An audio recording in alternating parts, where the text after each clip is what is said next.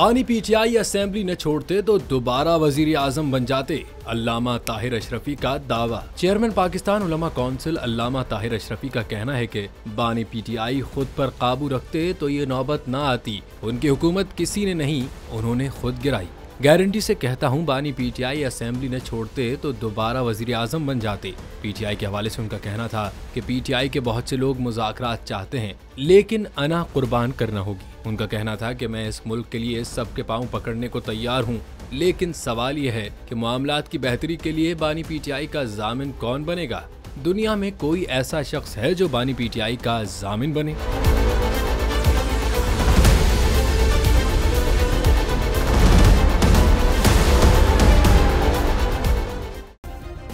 Subscribe करें और bell दबाएं ताकि कोई खबर रह न जाए।